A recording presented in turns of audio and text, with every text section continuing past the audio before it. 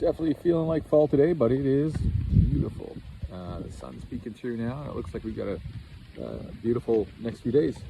Hope everyone had a great Thanksgiving. It's great to be back out chatting with people about Kentville. It's totally invigorating. And I was asked a question at the speed dating event the other night that I thought was a neat question.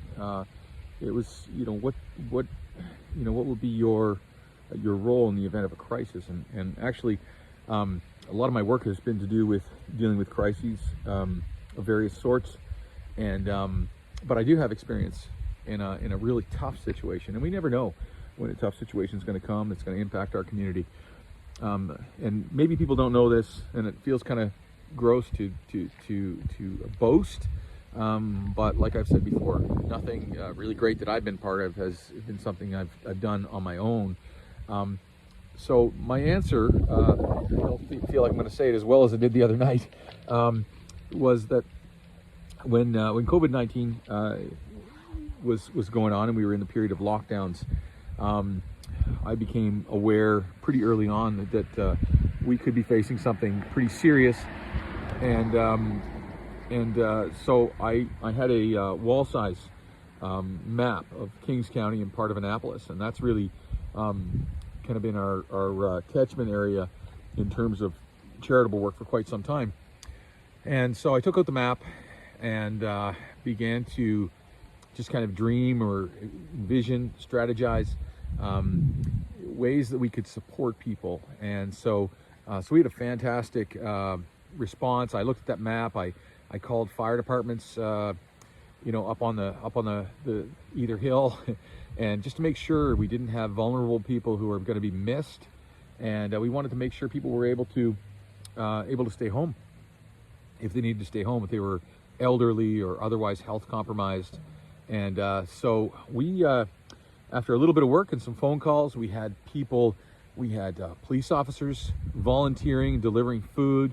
We had our local MLA, John Lohr, was delivering food, and we had, I think, 5 or 6 food banks who were helping and contributing non-perishable items.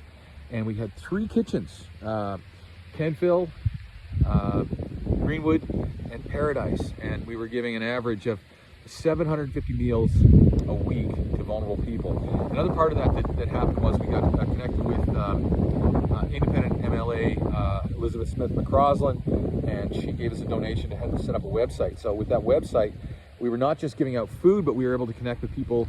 They could communicate to us if they needed food or if they needed emotional or spiritual supports. And so it was a pretty dynamic thing. I think we reached a height of 900 households being supported in a period of a week, but I think we averaged, more closer to 750 households from Hansport area to down the furthest would have been Bear River. Anyway, I just wanted to share that. I've been involved in emergency shelter projects and food programming for a long time, but that effort said a number of things. It highlighted my ability to kind of recruit people and be a community organizer, but it also, more importantly, spoke about the resilience of our community. I can't even recall how many, hundreds of volunteers it took to make those things happen, and we had donated spaces, and just everyone was just so entirely selfless. But that's just kind of been my nature, and I think people who know me know that's my nature. When a situation happens, I'm kind of a map guy, so I kind of bring out the map and I kind of figure out how we can solve some things. So I did that, and then through that time briefly worked as for public health, as running a quarantine site for insecurely housed persons, and so I did that for a bit too. So we were very busy, even though the kind of regular activities and charitable work we were part of were shut down.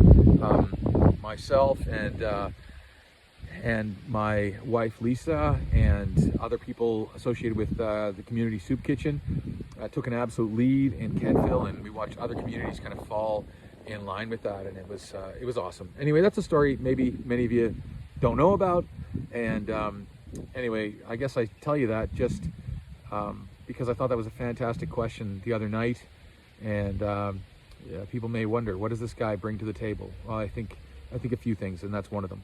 Thanks so much. Bye-bye.